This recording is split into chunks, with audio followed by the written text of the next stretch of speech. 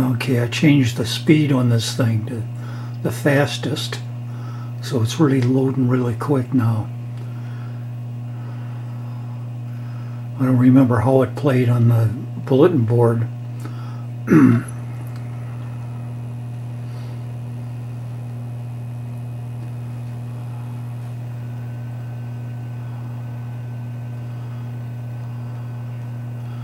It works out a lot better when it's faster.